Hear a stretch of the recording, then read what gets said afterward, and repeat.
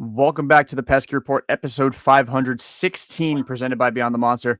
I'm Jordan, joined by Jack and Brian. We got the full weekend crew back for an episode. It's been a while since the three of us have been in the same studio. So nice to see you guys. How are we doing? Great. Yeah. At least they didn't get slapped. Season is not over yet. It was until the fifth inning today, and then now it's World Series back on. Sox drop a home series to the Pittsburgh Pirates, 2-1. But they do salvage the series finale, so we at least are in better spirits recording than we would have been had they lost the series and today was a rubber match, or even if they'd won the series and just lost today. Like it'd be that kind of vibe. We'd be pissed if they didn't sweep. But yeah, getting into this series, we got a huge surprise right off the rip that Payton Tolle was making his major league debut against Paul Skeens. Go get him, Rook. And he looked fantastic in his MLB debut. Was I the only one of the three of us in attendance for that, or were you there too, Brian? No, I couldn't make it that game, but I'm kind of kicking myself because I can't tell you how many times I've gone to games for TBAs and I get stuck with Criswell. But Criswell pitched good when we were there, so I can't give him shit. But that start was electric, man. And the Red Sox did a good job of showing how he was in Worcester, and he's like, hey, there's a TBA here. How would you like to pitch? And he just kind of loses it, and cries. It was really cool to see. And then, he's just a large mammal. So he's on my, favorite team. Anybody who's a fucking house who can walk by and make the sun disappear. He's my guy. And the mustache it's like icing on the cake. And then, of course, you're like, all right, he's going to give up a couple runs. And you're watching the game and you're like, holy shit, man. Like, this guy's amazing, And I know you were in attendance. What was it like there? It must have been amazing. Oh, the vibe was awesome. It was super cool. The loudest ovation when they were announcing the starting lineup was for Payton Tolle, at least from my judgment. Now, I don't have like a machine to gauge that, but to me, it sounded like the loudest ovation was for Payton Tolle, and super cool that he gets his first start at the major league level, almost like starting on easy mode against the Pittsburgh Pirates offense. They're the worst offense in the league. But as we learned in game 2, that doesn't matter. You still have to execute pitches. But we'll get to that at some point. But Payton Tolle, fantastic for 5 innings, then ran into a little bit of trouble in the 6th. But 8 strikeouts through the first 5. He was sitting 99 in the first inning like a freak. Dude's just built like a machine, and it's cool to see that they're going to roll him out there as the number 4 starter the rest of the season. And they may bump him a day here and there to keep him on the same minor league schedule, but he looked awesome. Jack, what were your thoughts on Tolle? Yeah, I think obviously it was a great situation in the sense that you get a softer matchup for that debut, and he looked great. A lot of this stuff, like I was never like that concerned about him because he already has an elite fastball. And then, people are like, oh, well, we need to keep developing the secondaries. With the way the season has gone so far, I'm fine with him kind of doing that at the major league level and working with Andrew Bailey and working with the major league guys to get that stuff down. He looked really good. I almost would have considered letting him go a little deeper, honestly, but I also understand not wanting to once he got into a bit of trouble, just, get him out of the situation. But also part of me was like, let's see him work through it. But I was very impressed, and I love his attitude. I loved all his answers at the press conference. I loved the video of him getting called. I just want to give this man a hug every time he's on my screen. And so I can't wait to see him continue to do this the rest of the season. I'm glad it's not just a cup of coffee spot start because he looked really legit, and they need it because we're going to get to Dustin May, and Walker Buehler is no longer employed.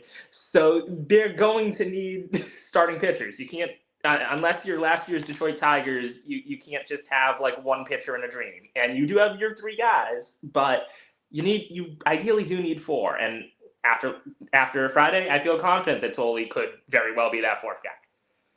Yeah, you definitely need 4, especially when you get out of the LDS, and even for the LDS, like imagining Payton Tolle coming out of the bullpen in the LDS against I don't even know who, Houston, in that scenario, and he's the one lefty on the planet that can strike out Yordan Alvarez.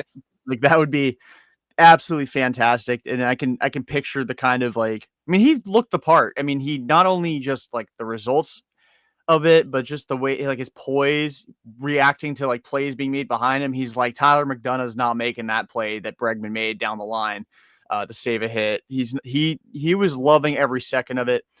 And you know, the fastball was explosive. I mean, he made some guys look bad. And again, it's the Pirates, so they do a good enough job of that on their own.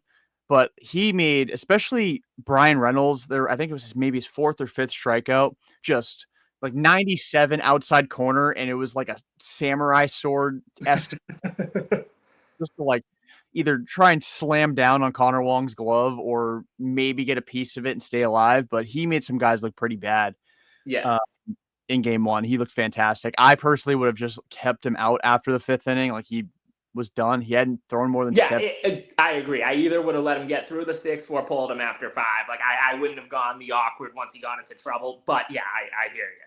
Yeah, he hadn't thrown more than 72 pitches since July 4th, hadn't pitched more than 5 innings since he was still in Greenville, which, by the way, he started the year in Greenville and he's in the major leagues. So that's just goes to show a couple things. 1, how good he is, and 2, how aggressive the Red Sox are becoming with prospects. But, you know, my only, I mean, I have 2 complaints from game 1. One is Greg Weissert. Massive middle finger to him for that one. And then 2, the offense. I know Paul Skeens pitched, but Yeah. only mustering up 2 runs. Like, you still got 3 innings against the Pirates bullpen. I know they went with their big dogs of Moretta, Matson, and whoever the hell their closer is. I can't even remember. Santana, who all have sub 3 ERAs this year, but it's the Pirates. Losing to them just sucks, especially on a Friday night at Fenway. Gets the weekend off off to the wrong start, and then you only have to lose 1 more game to end up losing the series. But Roman Anthony homered against Paul Skeens. Tolle shoved, Roman Anthony homered, so Livy Dunn's probably going to break up with him at some point in the next few days. So there's a chance for some people out there. My little brother is 10, but he thinks he's got a chance. I don't know. I don't know how to break that. I don't like telling good people bad news, but yeah. But Roman's home run, absolutely pissed on. He's been a different machine since hitting the leadoff spot. What's it, like 30 games now, and he's already quadrupled his home run output since getting bumped to the leadoff spot. Any changes that you guys are seeing from him? Is it aggressiveness? Is it just what he's doing on certain pitches? Like, I don't know. I know the stance change happened in Philadelphia, but is it really that simple, or is it just this is Roman Anthony? You just get used to it, Jordan. This is how it is. You know?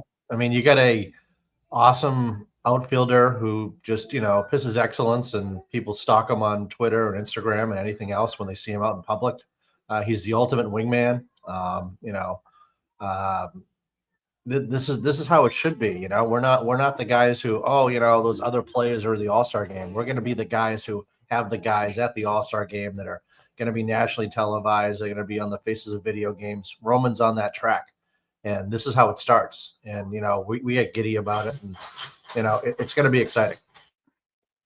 Yeah, I'm ready to every time I watch Roman Anthony do anything, I feel like those meme videos. Or maybe I don't know. Maybe my For You page is just shocked, but the meme videos of the dudes who like clap their feet, like that's me watching Roman Anthony hit. I don't know. Anyway, what do you think? Awesome.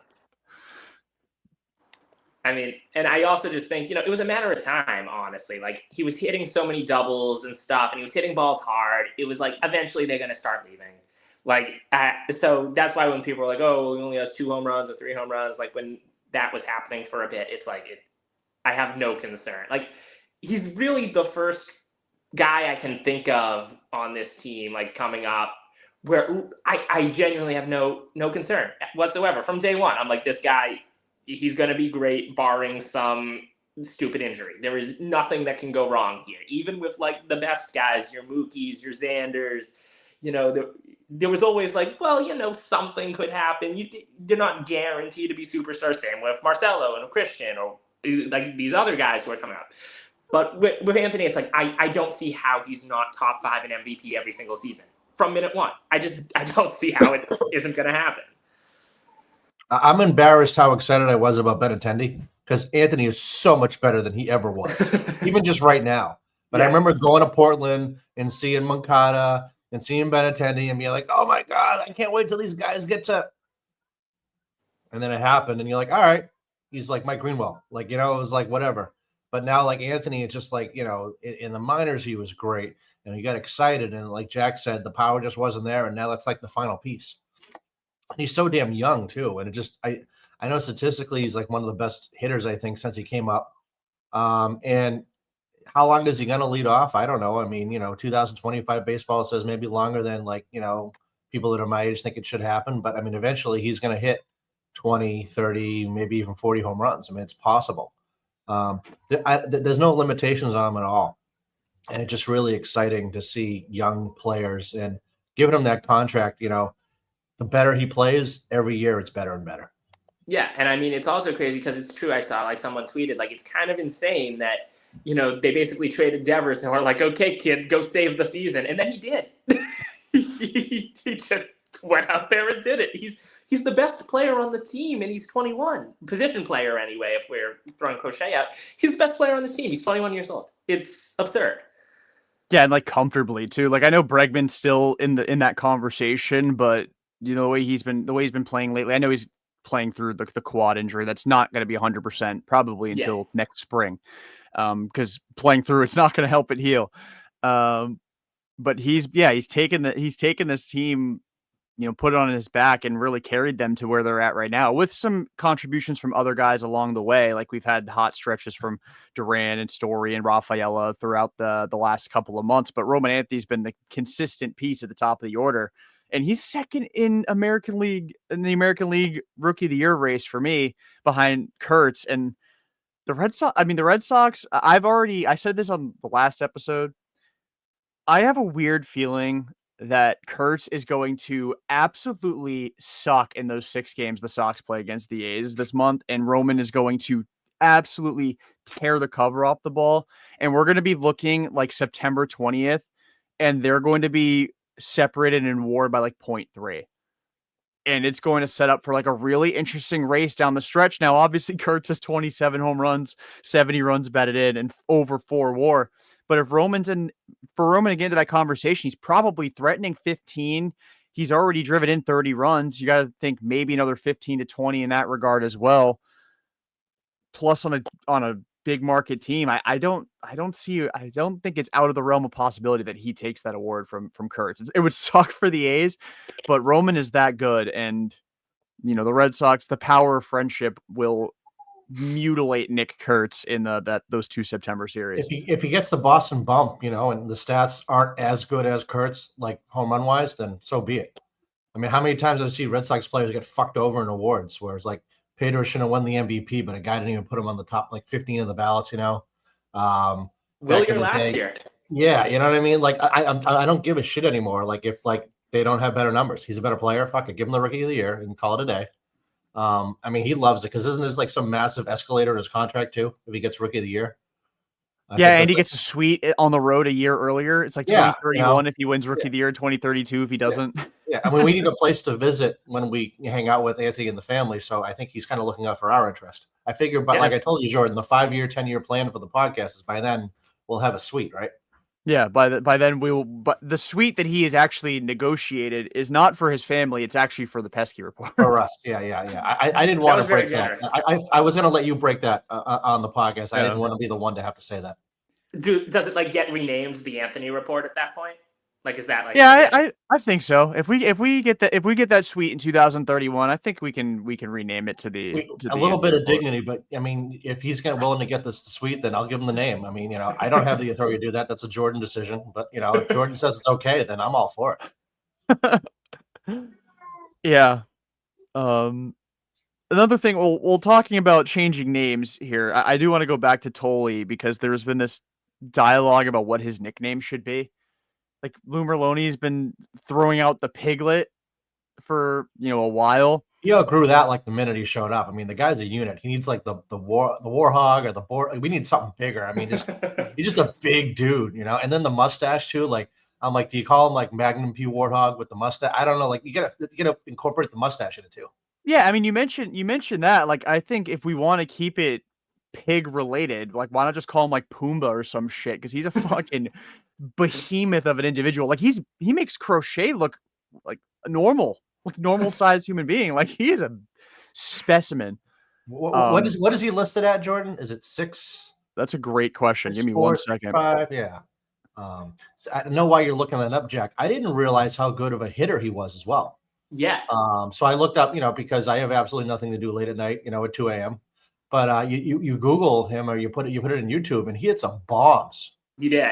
And cool. He's the kind of guy where if he does anything, he celebrates. So when he did this home run for TCU, and he is just like, Kirk Gibson around the bases, and I'm like, I'd love to see him just get a chance to hit because Skeens can hit too, supposedly, right? He won the Olerud Award, or I'd love to see the two of them have a home run derby, just because it would be like the curiosity factor, It'd be like seeing like a Mayweather fight. Like, is he going to lose tonight? Like people would just want to watch it, and they're good pitchers too. Like it just adds a whole nother layer to like that whole dynamic. He's listed at 6'6", 250. By the way, he is a freak. All right, now that's when he got drafted, so he probably put on some weight. Hopefully. Yeah, I think it's crazy too. Last year in college, his ERA was like sitting low 90s, topping at like 94, 95. Yeah. And now he's like his average fastball velocity was 96 on Friday. Thank you, Kyle Bodie in Driveline, huh? That extra 3 miles an hour, Yeah, I mean, he's huge. Like, it's kind of hard to fathom somebody that big not being capable of throwing that hard, or maybe not necessarily averaging 96, but like topping in that 96, 97 range. But he was like, that first inning, he was sitting 98. Every fastball. Do you have any durability concerns when a guy like that is on the mound versus a guy like a Craig Buchholz or somebody, or these bean poles, or or Casey Fossum guys who like they blow away like if the wind, these guys that are just that size. Like he threw, was it 84 pitches that he threw in this game? Does that sound Something right? like that. Okay. Ballpark. I think up until that point, he was doing like 60, 62. Like he had some starts where he wasn't throwing as much. And I think they were like, all right, you go do it. And even 84, I thought was a lot for him in his first start. I thought they were going to baby him even a little more. But I mean, the results were there. And I mean, if he threw 90, I wouldn't feel bad, Yeah, maybe part of it is trying to build him back up kind of organically. Like, okay, we have a 2-0 lead. You've been dominant. Yep. You're in the low 70s. We'll see when the wheels start to fall off. And then next start, we're like, okay, well, the benchmark now is 80. And we'll see where the wheels come off after 80. Obviously, assuming he's still pitching well. If he's terrible and you have to pull him after 50, then pull him after 50.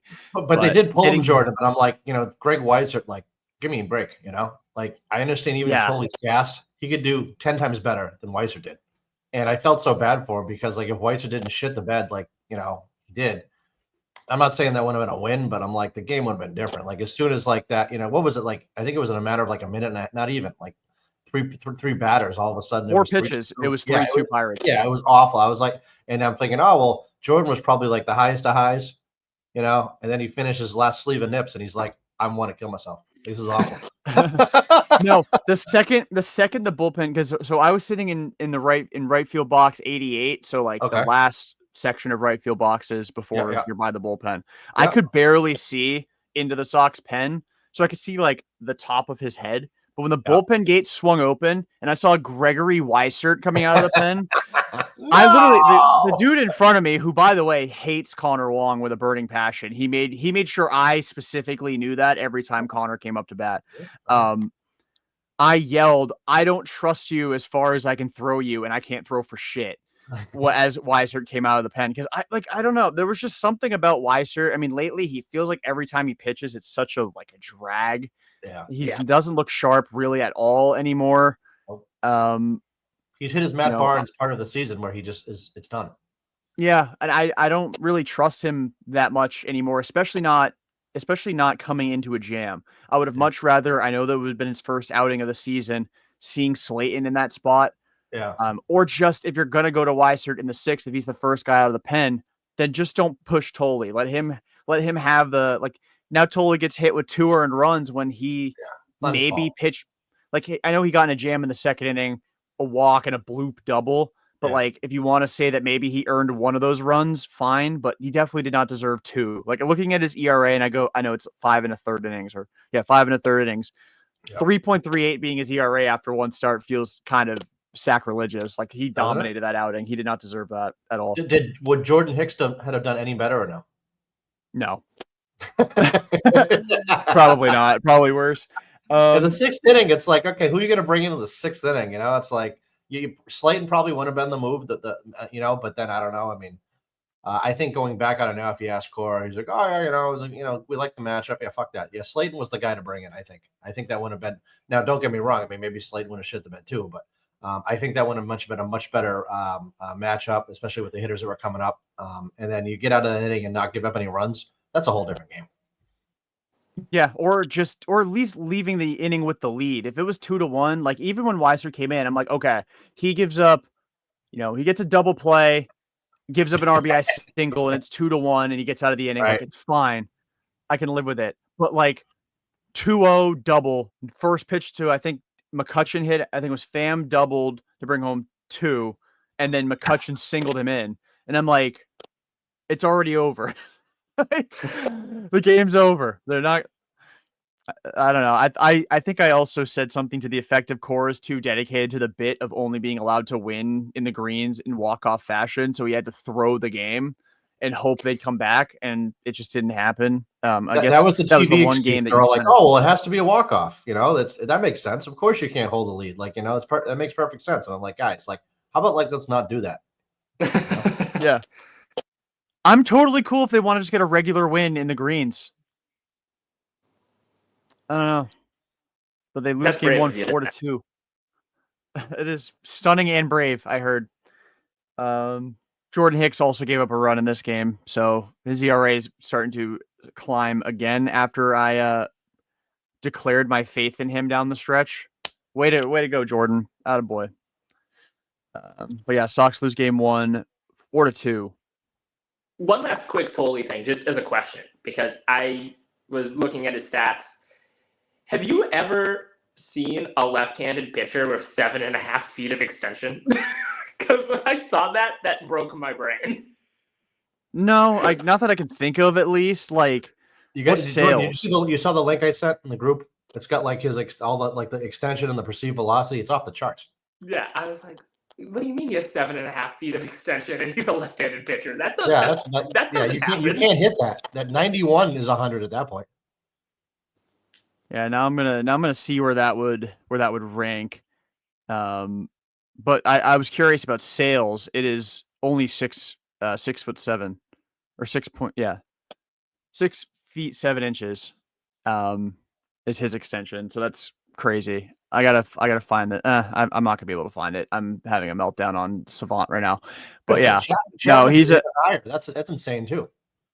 I'm looking at holy shit. Yeah. He's a freak.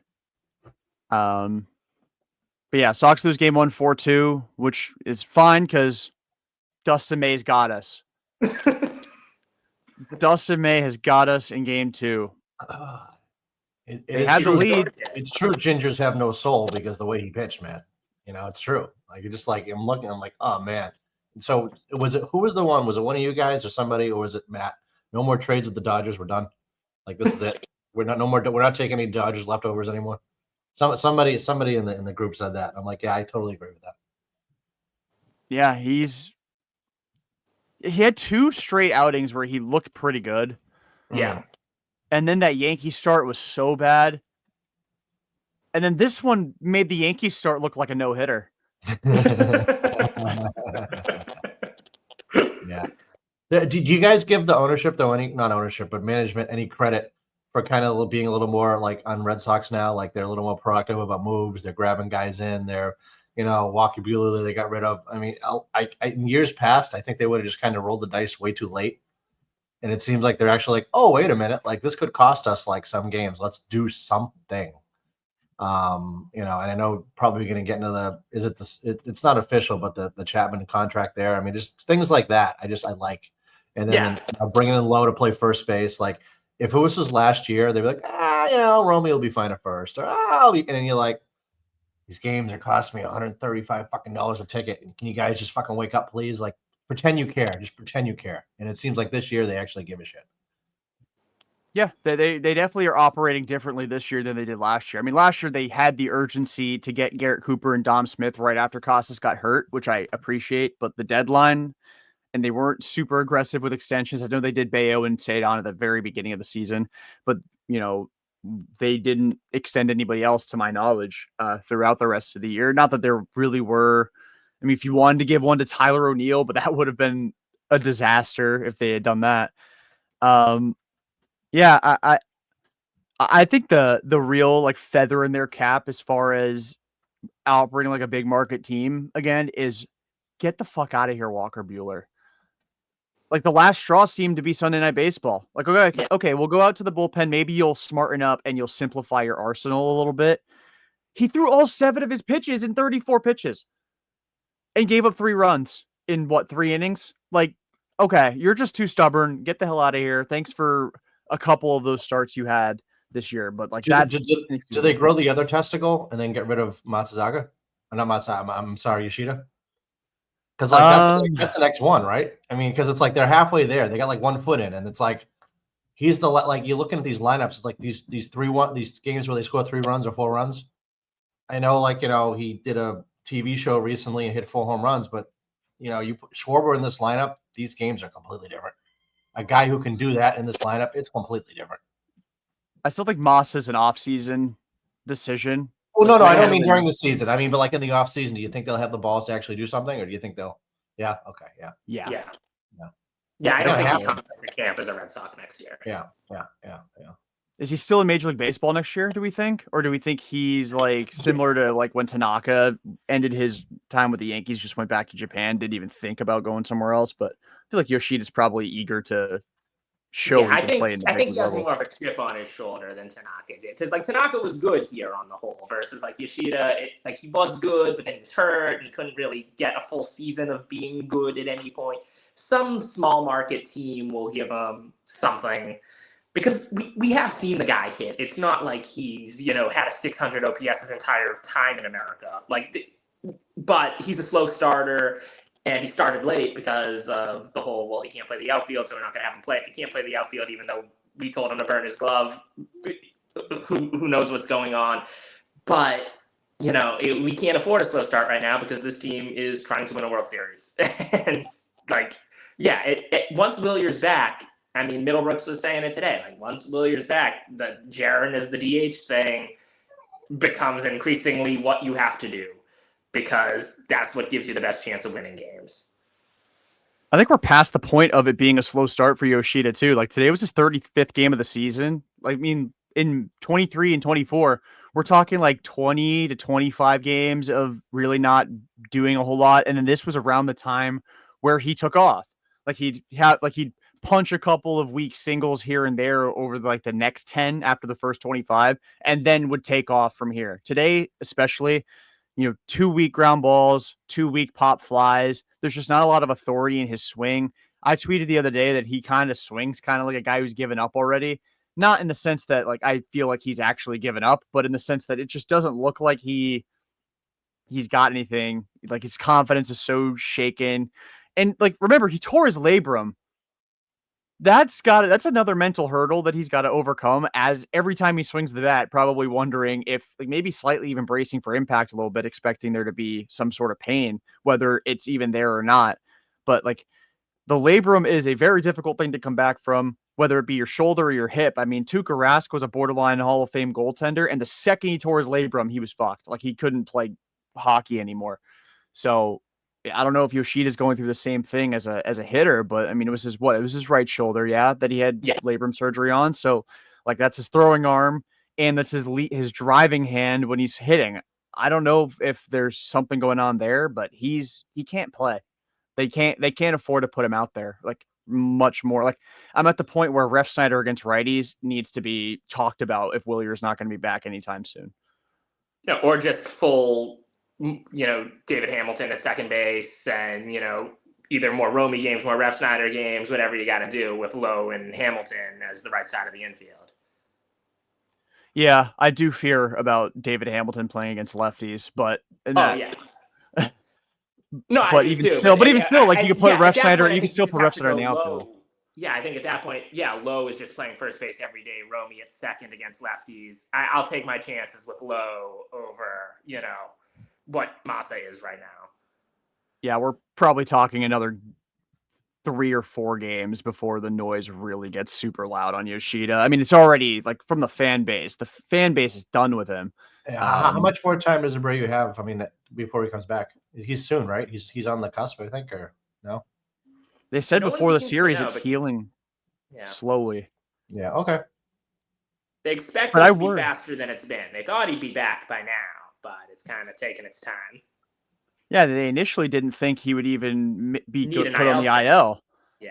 They were like, Yankee series, and he'll be back for Baltimore. Or no, Baltimore series, and he'll be back for the Yankee series. And then he got shelved. And I mean, I would rather be too careful with his calf than rush him back and have him blow an Achilles, because that seems to be sort of what happens. You come back a little too soon from a calf strain, and your Achilles is blown out in a week, less than that. I mean, friggin' Tyrese Halliburton tore his Achilles after like 3 days of the calf strain being a thing.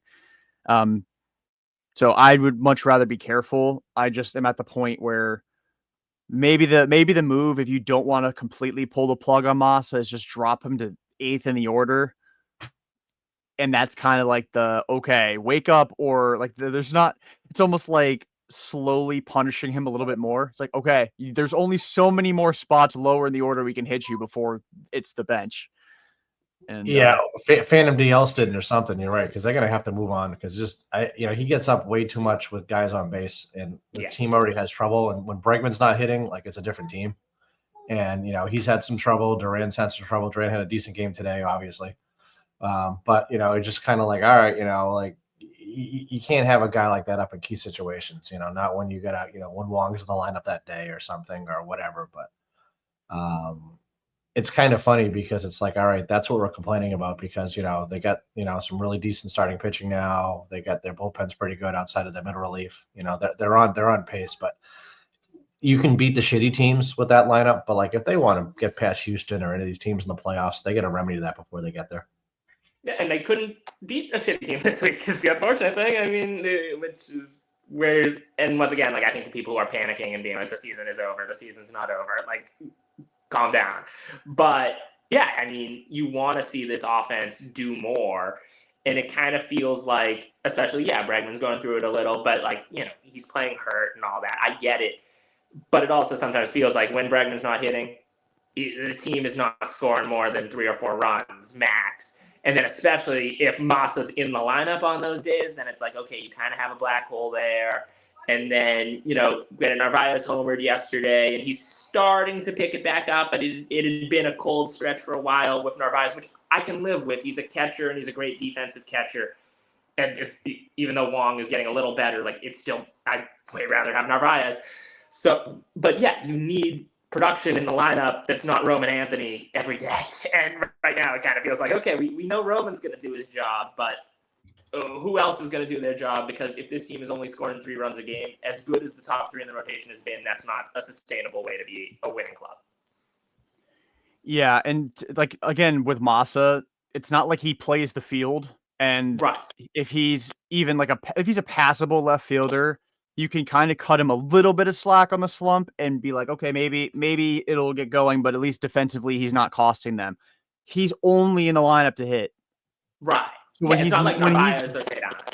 Like with those guys, it's like, okay, they're so good at what they do on defense. When they're at their cold streaks, you live with it because A, you're confident it'll turn around, and B, like, they're both such plus defenders. It's fine. Yeah, and even Story, since the end of May, like, his defense has picked up too. So when he goes on these little stretches, like week to 10-day long stretches where he's not hitting, that at least the ball's hit to him, it's an out. Massa, he's a DH. If the ball's hit to him, it's a foul ball. So again, we're talking maybe like a week tops at this point for him. And the rosters expand, so that might save his bacon as far as staying employed in 2025. But like, he's not a postseason roster threat at all. Like, there's nothing he has shown this season to justify having him be on the postseason roster, other than maybe the fact that he's got experience from playing in Japan. But he's been so bad. Like people brought up Walker Buehler's postseason experience, and I'm like, his ERA was 5.5. Like, he's bad. Yeah. There's no value to having that in the line, in the rotation. There's no value to having Yoshida playing right now. And I'm wearing his damn shirt, for God's sakes. Like this hurts me. This hurts me. I'm showing support while also ragging on the guy. But they can't play him anymore. His WRC plus down to 65, and his OPS is 609 with a 224 average. He is not playable. And especially because, like, rosters expand, it gives you a little bit of time, but also, like, I'm kind of back on, okay, ideally when rosters expand and stuff, I kind of want to give Campbell another crack in the majors before this thing's over, especially as a guy you can use against left-handed pitching. I'm kind of like, let's see what Campbell can do here, because I understand he's been struggling against velocity still in Worcester, but also at this point, I don't see an option Worcester I'd rather have. So I'd rather give Campbell some at-bats at second base or first base, wherever they want to play him in that infield, just to see if maybe he is something that can be utilized. Because with him, at least there's a chance if he goes on a hot streak, he's a guy who could contribute to you in October. Where with Yoshida, I don't see him contributing to you in October. Yeah, I think the right now the options are really bringing the password back up, which is a possibility, but if they're only going to treat him like Ref Snyder, then there's no real reason for him to play. I don't think he got any at-bats against right-handed pitching after getting called up. So then there's Eaton, and then there's Sogard, who was good enough to play against Paul Skeens and then get optioned right away. I don't know why David Hamilton didn't get that start. I mean, he did walk in the game, so I guess good for Sogard, but yeah, the options aren't super, unless you want to go back the Toro route and you're just going to DFA Massa. Oh my fucking God. Trace Thompson's down there. I mean, there's dudes down there. There's definitely human beings with pulses in AAA that they could go to instead. But I mean, like, Mikey's down there, but I don't see it. I think the likelihood is it's probably going to be Eaton or Sogard if they go for the expanded roster spot, because I don't think they really have a lot of faith in Campbell being a contributor in 2025, which is crazy how far his stock has dropped since giving him the extension. Like, it was all-time high, and now we're treating him like he was a 17th round pick. Crazy. But we don't even need to talk about game 2. That shit sucked. 10-3 final score. Brutal. Any last thoughts before we get into game 3? Just about anything. I know we've been talking about Massa for a while, but anything else? I want to see if Kyle Harrison is better than Dustin May, please. I would also like to. Stevie Wonder can tell that Kyle Harrison is better than he can see with his own eyes. Especially if we're going to give Tolle that extra rest day. You know, we could get Harrison up here. We could try it out. What's the deal with Criswell? Is he done for the year? Is he what's going on there? Do we know? It kind of feels that way. Okay. Like, they haven't been super concrete about it, but it definitely feels that way.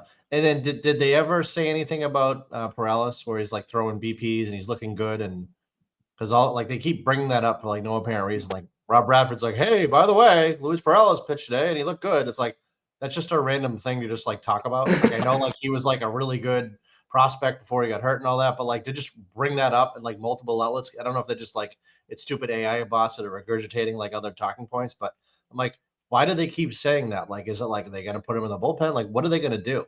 Is it a Rule 5 thing? Is he eligible this year? I don't something. It's just weird how they keep talking. He actually might be. Maybe that's why. That maybe they want to showcase him to move. I don't know, but it just seems really odd that they're like, oh yeah, by the way, he looks good on a bullpen.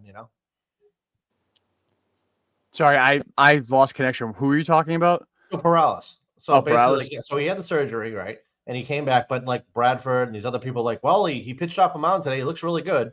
And I'm wondering, is he a Rule 5 guy, or is there? He's on the 40. He's on the He's on the 4. Okay. But like, it just seems like kind of odd they keep mentioning him. I'm like, well, if they're doing that, does that mean they're gonna put him in the bullpen, or does just kind of like I can't imagine like that he didn't pitch at all roster and he's gonna pitch like down the stretch. I mean, I guess it's possible, but it just seems kind of bizarre. Hang on, the Phillies just signed Walker Buehler. No way. Ah, jeez. Yeah. Why? Well, I guess Wheeler's dead, but like that's not gonna help you. Oh wait, He my screen's didn't check blurry. with Noah's song before he did that. That's for sure. Well, that explains why somebody just asked me why the Red Sox released him. Anyway. Have you seen yeah, so Walker Buehler's a Philadelphia Philly. But yeah, no, I do wonder what the deal is with Perales. I mean, we're talking him. I mean, Sandlin's a Rule 5 eligible guy, but he hasn't really taken so well to the he's had a tough time role. Yeah. I think Harrison debuts this week. I think we're gonna finally see it. What happens to May? He gets DFA'd? No. Bullpen, Probably stick him in the pen, yeah. Or they'll just rock a 6-man rotation down the stretch because they've got some off days that they can work in there as well to preserve the bullpen. So you go 6-man rotation. I mean, you still have your full slate of relievers and you just add another starter as opposed to adding another reliever. I think that might make sense. You just go 6-man. And if Harrison's terrible, then you just send him down and you call up like Zach Kelly or somebody else to fill in the bullpen. And how does 6-man rotation affect Giolito option watch? Probably not at all. What's he at now for innings? He's getting close, right? Let me see. He is at 100 and come on, update. He's at 125 and a third. So he's got 14 and 2/3 to go. Okay, then it's not going to affect it. Okay. Yeah, he's got at least 3 more starts, probably 5. Okay. So he's probably fine. That'd be some insane levels of manipulation to somehow to just DFA him at like 130, 139 innings or like peace. My guy. He was not good, but still good today. Yeah, which that's if these are your bad starts, and I get it's against a bad team, but it's like if this is what a bad start looks like, I can live with that compared to what I saw yesterday. So. Yeah. I listened to the game on the radio. How bad was the umpire today? Very. Like awful. Like Angel Hernandez bad or like? Okay. Yeah. Definitely. Like Letting Donato was like, I don't know where that ball missed. Yeah. They're like, I don't know how that ball wasn't called a strike. I guess there was a couple of them, and they were just looking at each other like, how did that happen? Well, the walk to McCutchen in the inning that Pittsburgh scored, it was a 3-2 pitch. The entire ball was in the zone, and it was like a slight misfire. Like Narvaez was more set up away, but the umpire was set up on the inside part of the plate, like clear as day, right there in the strike zone. And McCutchen kind of like leaned back a little bit, so maybe kind of adjusted his own strike zone by ducking a little bit. But like, you're a big league ump. It's not like it nicked the zone. It was. Yeah. If it was any more in the zone, the score would have been different after the pitch. Because what did you guys think of the umpiring in that first game? I thought Skeens got a few calls that were just kind of like I think almost like the umpire was like, "Hey, all right, yeah, that was a strike." It's like, well, was it really? I thought some of the calls early on for Skeens were kind of borderline. I don't know. I was in right field. Yeah, I was out while I was watching the game, so admittedly I wasn't watching every single pitch. I was watching it at a bar, but it definitely was less egregious on Friday than it was today. Today it was like, oh my God, what is happening right now? Versus like Friday, yeah, there were some borderline calls. I was like, is that really a strike? But like, I wasn't like offended watching it. Versus today, I'm like, wow, this is what we're doing right now. Yeah, today was bad. It was really bad. And there was like several at bats where he missed multiple pitches. And it wasn't like I missed this one, so I'll make it up. It was like consecutive calls benefiting one side. Like, dude had no idea what was going on. I thought for sure Cora was getting run today. He didn't. Has he been tossed yet this year? Yeah, a few times. Yeah, a couple times, but not a lot. Yeah. I think the last time he got thrown out, I think was it that in Anaheim? Was that the last time he got ejected? I don't know. When sounds about right. Alan Porter threw him out again. And that was like the big one. But yeah. I'm trying to think. Because part of me like feels like something happened recently, but then I can't remember what it was. Yeah. I don't know. He's been thrown out a few times, but not June nothing crazy. 23rd, I guess. Yeah, arguing a non-call against the Angels June 23rd for a second consecutive ejection during a strange double play. And on August 13th, against the Astros? Really? Oh, that's right. He did get thrown out against Houston. I wasn't watching that game because I was house sitting and they don't have Nesson. So why did you volunteer? why did I volunteer? You're like, no, I can't house sit because you ain't got it. Like, I gotta watch the Sox, man. Come on. How glad, Jordan, you didn't get invited to hang out with Section 10 the other night and get trapped in the elevator, huh? Oh, that would have been rough. That would have been apparently the elevator operator they're stuck with is very bad at his job. Poor guy. My sources at the ballpark have informed me. Like, apparently he was like panicking and stuff. It was, like, his job is to literally not do that. right. Everyone in there thinks that they're starting to call their parents. They're like, I gotta let everybody know I love them, and he's like freaking out. I'm sure the live stream really helped his paranoia too. He's like, God, okay. It's like 1,000 followers, tip 1,200 followers. Oh man, got donations coming in to read comments, just ragging on this dude's existence. Yeah, brutal. Yeah, no, I don't do well in those tight spaces like that. I would have probably made the I would have probably given even more anxiety to the elevator attendant. That would have been a brutal experience for all parties involved, even worse so than it already was. But yeah, today the Red Sox fought back, won 5-2 over Mitch Keller. Giolito walked 5, but only allowed 3 hits. Struck out 6, only allowed the 1 run over 6 innings. Brings his inning total to 125 1/3. His season ERA is down to 3.38.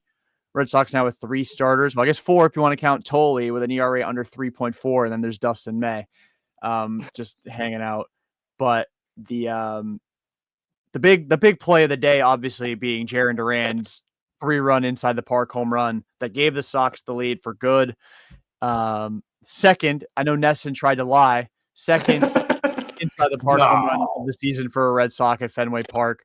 Buehler did it against Cincinnati. But that was electric. And I felt like, I mean, Jarren did have that one kind of inside the parker that wasn't called one in 21. But it feels kind of weird that that's the first one he's actually gotten in his big league career. And what an unbelievably terrible route to the ball taken by the Pittsburgh outfield. Oh, so bad. But good for Jarren. He's been in very big need of a day like today for a while. It feels like, again, a certain contingent of Red Sox fans really enjoy when he struggles. But his OPS for the season now up to 788. I learned today that he's walking at a career best clip. 14 home runs, 76 runs batted in. He actually passed his RBI total from last year, so he's got a new career high there. And I think he still leads the team in wins above replacement, if I'm not mistaken, because Bregman's slump has definitely helped that out. 1 sec. Yep, Duran's up to 3.4 wins above replacement, so the number 1 position player on the team. But how do we all feel about Duran's contributions today? I think it's great. It's finally nice to see him kind of get out of his shell, and he's the kind of guy, if he has a few games, that he can kind of like carry it. I think that the walks are kind of crazy for him because when he walks, then he becomes more passive, and he's not a passive player. There's nothing wrong with taking some hacks. I mean, you don't have to be like Rafaela and just yell out to the pitcher, "I'm going to swing at the first pitch no matter where it is." You don't have to do that. But basically, it's like Duran's best when he's aggressive. And so, like, the walks are nice, but I want to see him up there hacking. I want him, hitting balls. I want the singles turn into the doubles and the doubles turn into triples. But like you said before, I'm kind of surprised he's never done what he did, because if he hits a ball over a guy's head in the corner, there's no way they're going to throw him out the plate. It's just not going to happen, with his speed. Yeah, especially because you see how pissed off he looks while he's running.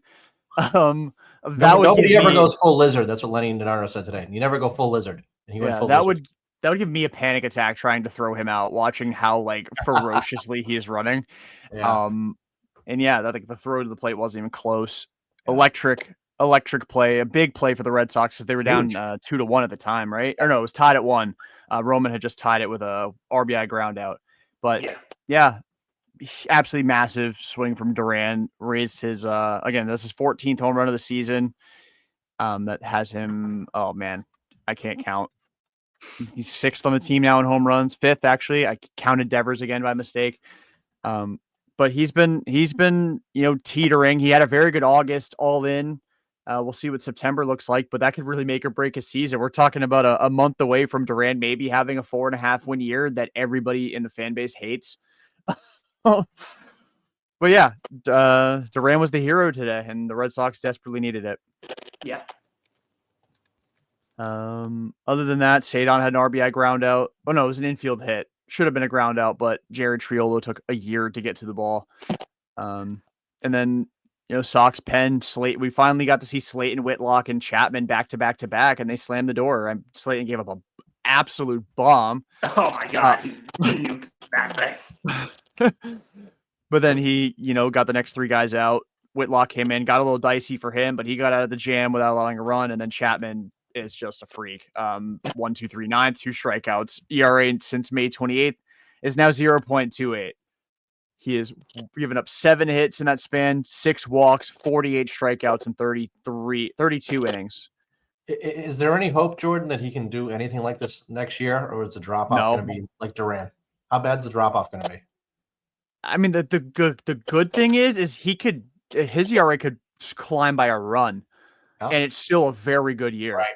Yeah, absolutely. Like he's been awesome, and I know we'll talk. We'll before we preview the next series, we'll talk about his extension that still hasn't been officially announced by the team. But yeah, his ERA for the year is 1.02. That's good. That's very good. That's Clase good. That's what Clase was doing last year. Jack, how do you feel about Chapman? And then I guess we may as well go from this to talking about the extension. But that was his 27th save of the year he got today. Yeah, I mean, he's been, with the exception of Koji, this has been the most confident I've ever been in a closer in my time as a Red Sox fan. Koji was something else entirely, especially in 13. And I know Chapman now hasn't beat in ERA, at least for the regular season. I got in my head, I'm still taking Koji every time. But, this has been, this almost, you have to have the cognitive dissonance here where it's like, I understand this guy sucks, but he doesn't suck at his job. He is very good at it. And, I mean, I think with the extension, as you said, it could go up a full run, and he's still one of the best closers in baseball next year. And if it really was as simple as Connor Wong just saying, let's aim the fastball, buddy, and that's all it took, that's not something I'm concerned about dropping off next year, because unless he goes blind. So I'm really not too worried about it. This just in, Chapman just lost his eyesight. I don't know. Is that? Yeah, I don't know. If no. That's John Heyman. Don't worry about that. It's John Heyman. Don't worry about that tweet. Don't worry. Because Najee Harris, the fact that guy might not be able to see and is playing professional football right now is crazy. But that's besides the point. It's weird having to have a guy on your team that you don't like rooting for because he's given us plenty of reasons. But he's actively contributed to this team's success a lot. And, if they win a World Series, that's the goal. And sometimes, you got to make some moral sacrifices along the way to do what you got to do. Yeah, we always talk about teams having devil magic, and, we have living proof of the Red Sox doing that every time Aroldis Chapman takes the mound. But he's been a freak this season. That ERA, he's one more scoreless inning away from that ERA ducking below 1, and he's going to win reliever of the year unless September is a train wreck. He's been the best reliever in all of baseball this season. The walks are way down, and it's not even I thought the appeal to Chapman, even when he was the wildest he'd ever been, is he still doesn't give up hits, and most of the time his command is good enough where you can live with him walking a guy. This year, he's still not giving up hits. Again, he hasn't allowed a hit since July 23rd. It is August 31st, by the way. He did not give up a hit in the month of August. He hasn't given up a run since that same day. I think the last hit he gave up was the JT Realmuto home run in Philly. He's allowed 1 earned run since May 28th. That is stupid. That shouldn't be allowed. That is crazy. Like, we're seeing, like, 2018, Chris Sale had that run of starts where this was his ERA. Like, we're seeing the reliever equivalent of what Chris Sale did in 2018. He's a freak. And they have given him the extension, 13.3 mil with escalators next year. Well, 3.3 mil base. Then there's also escalators for him next season and a mutual vesting option for 2028. Yeah. 2027. And I think it feels low risk. It does. It feels low risk because it's a 1-year deal. And yeah, he's old as hell, but it's a 1-year deal. And you're the Red Sox. If your $13 million gamble doesn't work, you can move on. We just saw it with Walker Buehler, which was well more than $13 million on a 1-year deal. So they'd given Buehler $1.5 million in the last 4 weeks from just him pitching because he got games played escalators. Yeah, Chapman. I mean, I feel like this is the proper way to go about reliever deals. Like, you go year to year with them because the relievers are so freaking volatile. Now, obviously, there's exceptions. Like, you have an opportunity to sign Hader, Edwin Diaz, guys like that. You're gonna bend the knee a little bit. Like, when Jarren Duran hits free agency, like, obviously a team's going to give him like a 5-6 year deal. You don't just be like, hey, we'll give you 1 for 25 and hope he says yes. I mean, that'd be pretty sick, but you don't do that. Yeah. He was an afterthought, though, Jordan, if you think about it. Like, we were going into the season and be like, oh, we're going to have Liam Hendricks pitch. You know, we've got Whitlock, we've got Slayton, and yeah, let's just get Chapman, you know, just because whatever. And people are like, I hate Chapman. It's like, they don't have Chapman. This is a really different team right now. Really different team. And, I mean, you just said it. He's the best closer in baseball right now. And they've got the best probably starting pitcher. I'm going to be biased and just say it's Crochet. I'm going to say it. I don't give a fuck if any Tigers fans listen to this. Like, I have Crochet, and I've got the guest guy in the bullpen. So you know what? I think I'm doing all right. And I probably got the rookie of the year as well on this team, or a guy who's, you know, in the top 2 easily. That's a real nice team. That's typically teams that go places and do things. And the manager of the year, probably. Oh, come on. It's core. You know, I don't give him too much credit. You know, I mean, let's slow down a little bit. You know, remember when people wanted him fired at one point? That was hand up. Yeah. Hand up. Yeah. That was. I've heard those rumors. Was in retrograde. I've heard those rumors. Yeah. But you know, Core's had a great year too. I mean, it's balancing egos. You know, 2025 baseball is difficult, but the hardest job about a manager is you don't get to pick the players you manage. Like, can you imagine trying to do your job and you don't get to pick the guys you're in charge of? Where, like, you're kind of the boss, but, oh, yeah, by the way, here, do it with this. It's like, yeah, but these guys suck. It's like, well, just do the best you can. It's like, well, thanks a lot, asshole. Like, I mean, like, I need a guy who can hit. I need a guy who can, you know, you throw the ball to catch the ball. Like, can you get some of those guys? There's 25 people somewhere on planet Earth. No, too bad. Kike Hernandez at shortstop. Best we can do. Yeah, you know, it's like, oh, well, you know, he'll be fine, you know. Somewhere along the line, somewhere in this world, Adalberto Mondesi just heard you say that and his knee started hurting again. But yeah, I mean, we're talking about the way the offseason went as far as the bullpen market goes. Like, even if the Red Sox had gotten the guy that everybody wanted, which was Tanner Scott's ERA is 3.97. That is almost 3 runs higher than Chapman's. What about Hoffman? Isn't his ERA a little high too? He's right. I mean, he's not. Yeah, he just got smoked by the Twins the other day, so that ballooned it a bit. But Jeff Hoffman's ERA for the season is it's 5.02. Yeah, that's high. That's higher than Chapman's, I think, right? I thought it was going to be saying his ERA was like 3.6. And then Yates came back to earth. Kirby Yates is nothing special anymore either. You look at his numbers. No. He's not doing anything special with the Dodgers. You know, I hate to give the Red Sox any credit at all, but getting Chapman might have been the move of the offseason, or one of them. And the one thing I'll also just give him credit for while we're talking the bullpen, we all made fun of Justin Wilson being the first signing of the offseason. I did not. Do not lump me in with that. I did not. I actually really liked signing Justin Wilson. Do not lump me in there. You're the only one, man. Let me have my flowers here. Yeah, no, you can have Justin Wilson and not Alex Cora. Fair enough. But we kind of all made fun of that. And Justin Wilson has like a 2.60 ERA this season. Yeah, and he's been very good. like I don't know if they plan on re-signing him. I know they extended Chapman.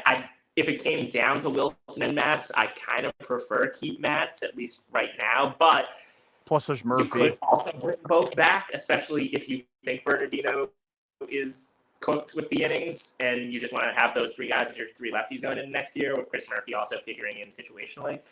Like, you got a guy for what, $1 million? Was Wilson just $1 million? Like, you've gotten way better production out of that guy for $1 million than you probably ever anticipated. So, I mean, with the exception of Walker Buehler, they really kind of nailed the offseason, which at the time, I was kind of giving like a B. I was like, yeah, it was good. I love getting Crochet, but like there's things you could have done better. Besides Buehler, and I know Eovaldi's out for the season. If you had done Eovaldi over Buehler, you would have had like the best offseason the Red Sox have had in a long, long time. And this still was, but like this would have been like a generational offseason with Eovaldi instead of Buehler. Yeah, for sure. And Jeff Hoffman's ERA entering play on the 23rd of August was 4.08. It is over 20 since then. Yeah, he's had a couple of rough ones in a row. A couple of rough ones. No, I am serious. I'm looking at his game logs right now, and oh my Lanta, did the wheels come off the last week of August? The poor fantasy owner who has him is not winning too many series. On the 23rd of August, he allowed 1 run in an inning. On the 26th of August, he gave up 4 earned in 2/3 of an inning. Then had a scoreless inning on the 27th. Then on the 30th, he gave up 2 home runs, 3 earned in 2/3 of an inning. So his ERA, he did have a scoreless inning today, but his ERA entering today over his last handful of outings was 21.60. Okay, so then how the hell are the Blue Jays not out of it? Because he's their closer, right? No. Yeah. Okay, they actually had a really bad August. Okay, good. Because don't get me wrong. Like, we go on these streaks and we sweep teams and we think we're the best team in baseball. It's like the fucking Jays still are fucking they're living. Like, they haven't died yet. Like, they're still on first. It drives me nuts. Yeah. Did they end up winning today, the Jays? I don't know. Yeah, they won 8-4. Of course. That's tragic. And the Yankees, did they end up winning today? Hang on. They lost 3-2, so the Red Sox are a half game out of second place again. So we're chilling. Good job, White Sox. I did say, I think last weekend or 2 weekends ago, that if the Red Sox were within 3 games of winning the division, that they would, after the end of August, they'd win the division. Okay. Can I get 3.5? If I can't get Alex Cora, can I get 3.5? Push, yeah, maybe it's doable. Can we? And encore. And they got 3 games with Toronto this month too, so hands up. We'll see. I mean, the next 2 weeks could be a disaster for the Yankees. They got the Red Sox cupcake July schedule of the Nats and the White Sox back to back, but now they get like 4 straight playoff teams and as very good playoff teams in the next couple of weeks, including the Sox at Fenway. How's Toronto's schedule? Is it get harder, or I'm trying to pull it up now? Phenomenal question. I have actually no idea. Let's see. They get Cincinnati, New York, Houston, Baltimore, Tampa, Kansas City, Boston. They finish up with Tampa. Okay, it's not completely cupcakes by any stretch. Yeah, that could be a tough one. And again, I still refuse to believe that the Toronto Blue Jays are a good team. I just can't do it. Exactly. I can't get there. They could win the whole thing, and I'll be like, that was not a good baseball team. It's that's like an NBA Twitter with Springer. You see George Springer at the plate, you're like, oh, not George Springer. Yeah, no, he's other than Springer against the Red Sox, I kind of hold in the regard of like Barry Bonds against everybody. That home run off of Matt Barnes still might be the furthest home run I've ever seen at Fenway. That home run off Matt Barnes in 2021. Holy shit. Yeah, that was absolutely spanked. He's having a fantastic year. It's kind of crazy. If 2020 wasn't a COVID year, like a shortened year, he'd have a very interesting Hall of Fame case for sure. But we're not quite there because 60 games is still 60 games. But yeah, Red Sox win game 3, 5-2, salvage a game in this 3-game set with the Pirates, end their 5-game losing streak at home, and they're 14 games over 500 for the season entering September. Which brings us to the Cleveland series. Do you guys have any last thoughts on the series, on Chapman's extension, or anything we haven't discussed yet? Who do we think will be the September call-ups? Think or want? Think. I think it'll be Harrison and do they and do they call up Harrison on the first, or do they wait for Friday and call up a reliever before then to buy some time? Though is the question. Call up Zach Kelly tomorrow and then option him for Kyle Harrison on the 3rd. Yeah, that's kind of where I'm at. Yeah. Yeah, they'll play some games. They'll do that. Yeah. Yeah, it'll be Kelly, or it'll be Chris Murphy, or it'll be one of those guys. Yeah, please, and then please God, no Isaiah Campbell. I can't do that. I don't think he can come back yet, right? Has it been 2 weeks yet? Someone would have to go on the IL. Oh, then if we can't have him, then I'm not gonna it's not a big deal. It's fine. We can follow. It's fine, yeah. It's okay. Yeah, I think it'll be the one of those two guys. Well, I guess it'll be Kelly/Harrison. That'll be the pitching one, and then position player. I think it'll end up being Nate Eaton again. And then he'll go down when Buehler comes back. Didn't he get sent down? No, he is still with the major league team. You're right. You're right. He is. So it'll be Sogard until Willier's back. Well, they just sent him down though. Oh, that's a good point. I don't know how it works because he came up for paternity leave. Is that different than? Okay. I don't know how that works then, because I don't know. Yeah, because if they can call Sogard back up, I bet it probably is. But Password hasn't been long enough either. Yeah, Password just got sent down, so it can't be him. So I guess is it Christian Campbell by default? Is Campbell the only option unless they're adding somebody to the 40 man? Like, is Abraham Toro? Are we DFAing Yoshida, calling up Toro? Well, then you have to call up somebody else. Yeah. So yeah, I guess maybe my Christian Campbell dream is gonna happen by default because no one else is eligible. Yeah, that's a fantastic point. I don't even know who else. Is Vaughn Grissom going to get the call? And then they're going to activate him off the IL and call him up? Yeah, have him come up for a week and then just DFA him, man. Hey. Man. Yeah, so I'll go Campbell and Kelly, but Kelly is a gateway to Harrison. What do you think, Brian? I think that's exactly right. I mean, I think they'll manipulate the roster as best they can. And then I really hope Harrison can do something at the major league level because he pitched in the majors for he's got a track record, and we're not looking for an ace, just a number 5 guy who isn't going to give up 5 or 7 runs against some shit team like the fucking Pittsburgh Pirates. It's like, come on, Yeah, it'd be nice to see if Kyle Harrison can do something, and the Guardians aren't great, although they have kind of faked their way back into the race a little bit, but I still feel like we already know the 7 teams or the 6 teams that are making the playoffs in the American League. It's just a matter of seeding now. Yeah. But I mean, you go out and you lose 2 of 3 to Cleveland, and that obviously changes a lot. But yeah, I'll give the pitching matchups for this series. All 3 obviously at Fenway Park. Game 1, Labor Day, Monday. 1:35 start time. Brian Bayo against, oh my God, who is the Messick? What's his first name? Parker Messick. He's younger than me. Fantastic. He's got a 0.66 ERA. Get used to it, George. Get used to it. You're getting older.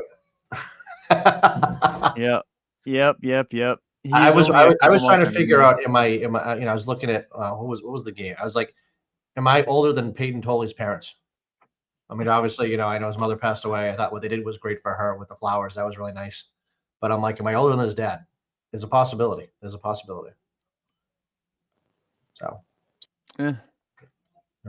Yeah, I am older. Oh, it's also TC. It was also TC night too. That was pretty cool to see. Oh yeah. That was nice because they had him bump around. You were there, and I was gonna send you a message because they were gonna do something around the right field foul pole, and I'm like, Jordan's probably sitting nearby in the 5th inning. I don't know what they did, but they did something during the broadcast. So Yeah, I think it was well, I was with my little brother. He probably yapped my ear off and I missed it completely because I can't even picture what it was. okay. But yeah. Yeah, my little brother, the guy in front of us kept looking back to tell me that he hates Connor Wong, and my little brother ate that up, and he was like, he decided that they were best friends, so Yeah. he kept yapping his ass off. But yeah, game 1 Monday, 1:35, Brian Bale against Parker Messick. Game 2, 6:45 p.m. start time, Garrett Crochet against Slade Ciccone. Is it Ciccone? I have no clue. Ciccone? I'm going to say Ciccone because it sounds cooler. Slade Ciccone, game 2. Game 3, right now, TBD. Looks like it'll probably be Kyle Harrison or Payton Tolle. It'll be one or the other. They haven't decided yet who's going to start. I think it also could depend on how these first 2 games go as far as the bullpen goes. That's a 6:45 start time. They are going up against Logan Allen, who pitched against the Red Sox earlier in the season. He's got a 4.42 ERA this season. I'll kick it to you, Jack. How do you think this series goes for the Sox? I'm trying to decide really quickly between Sox win 2 out of 3 or Sox sweep. Like I know this guy going tomorrow is a rookie who's been good in 2 starts, but I don't care. Well, welcome to Fenway, kid. If Chase Burns got rocked, you're getting rocked too. And then I'm not going to pick against a Crochet day, so then it just becomes, TBD gate. I'll say it's a sweep. I don't really think I guess then again though the Guardians are always like, well, man, I don't know. I'll go sweep. I don't fear any of these pitchers, and I don't think the Guardians are that good. Yeah, Jose Ramirez is awesome and could win a game himself just being Jose Ramirez. This team isn't that good. It feels so fraudulent. I'll say Sox. Yeah. And they are only 1 game over 500. So have they really actually put themselves back in the race? I knew at one point they were like 3 games back, and I was like, what? But I think they're like 6 now. But yeah, anyway. Yeah. Brian, how do you think this series goes? Kind of like Jack. Like I love a sweep, but the TBA kind of scares me. I think if it's Kyle Harrison, they'll lose that game just because whatever. But if it's Tolle, I mean, I can't root against that guy. He's pretty impressive to watch. He's a pretty impressive guy. If Tolle pitches, I think he can get the sweep. If Harrison pitches, I think he do 2 or 3. Yeah, it's kind of crazy watching Payton Tolle pitch once, and it was against the lowly Pittsburgh Pirates. But like, I'm already at the point where I'm like, I don't know how a team beats him, even though he also didn't win his start. Like, they lost the game that he pitched. I mean, it was Paul Skeens on the other side, so whatever. We'll chalk it up to the power of Paul Skeens. Well, what was the music, Jordan, when he came out? What'd they play? Do you remember? Oh, I don't remember. Okay. But next time he has a starter, if he is starting Wednesday, I'll have to sneak out there and make sure I go Wednesday night, and I'll report back with his entry song. It definitely I don't remember what it was, but I remember hearing it and being like, that makes sense. And then first pitch was like a crisp 98 miles an hour. I'm like, that makes sense too. I really dig it. But yeah, for me, I got the Sox sweeping this one. I know I went with that as my prediction for this series. That didn't happen, but I'm not a believer in the Cleveland Guardians in the big 2025. You release Carlos Santana, you are on my shit list. I'm the biggest Carlos Santana truther on the planet. I know he's having a terrible year. Cubs just signed him, so congrats on making the playoffs this year, Carlos. But yeah, I'm not a believer in the Cleveland Guardians coming in and causing any sort of a ruckus at Fenway Park. Maybe I'll go Wednesday anyway if it's Kyle Harrison, just because I have a tendency of going to debuts. I went to Dustin May's, and if I can labor through a Dustin May start, then I'm not above going to see Kyle Harrison pitch. I'm just not. Jordan, taking one for the team. I appreciate it. You're a team player. You're the anti-Devers. I am. That'll be my 18th game of the season, and like that's fucking disgusting. But yeah, hey, And then Section 10 night would make it 19. I'm trying to get to 20 this year. I was kind of hoping number 20 would be a playoff game, but I got to see where they're at as far as like if the wild card series is played in Yankee Stadium. I'm not spending that kind of coin to go maybe watch them lose in the Bronx. I think I'd sooner, staple my ears shut. Do you want to give out the link to your OnlyFans in case you need money? I told you that in confidence, Brian. For God's sakes, man. You said only feet. You never said only fans. So I don't know if you have a enough. line you won't cross, but I mean, I'm just like, as you guys, I gotta keep it classy. Yeah, Jordan, you've been to some playoff games, Jack. I don't know if you have, but the tickets, the season tickets we have, it's stupid because like it doubles every round, and they just hold you over a barrel, and they're like, they're going to the World Series. Give us the money or else. And you're like, fine. Okay, take my money. Yeah.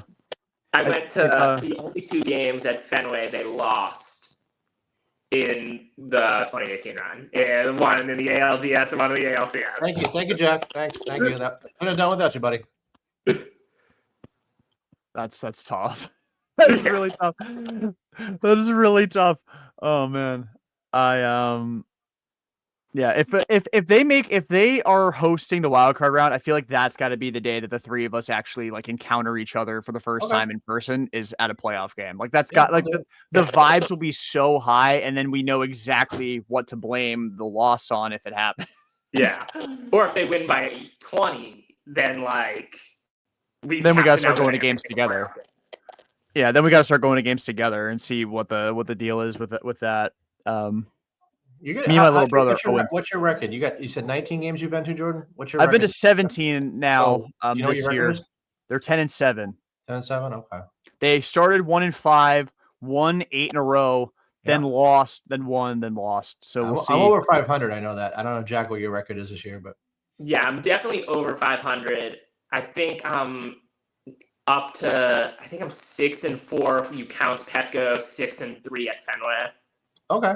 Because they did lose the Petco game, Xander Bogaerts' revenge game. Sure. Yeah, tragic. They're 9-7 at Fenway when I go. They're 1-0 in San Fran when I go. Okay. So, y'all got any plans to go to any away stadiums next year? I've already got my trips mapped out in my head. Now, does my wallet cooperate and allow me to fulfill those? I don't know, but I've already decided that I am at the very least going to Cincy for the opener. Like that is 100% going to happen. I feel like that's going to be an electric ballpark to be in. Sure. And then I really want to go to LA on my birthday at the end of July because that's when they're there. And I won't go on my birthday because I don't want my birthday ruined by spending a ton of money to watch them lose. But I'll go on the 1st and 2nd of August. Okay. That's what I did too. I didn't go to the Sox game on my birthday in San Diego. I did. They won that one though, right? I went the next day, and they lost both of those days. They won the day before my birthday, the Friday. Oh, okay.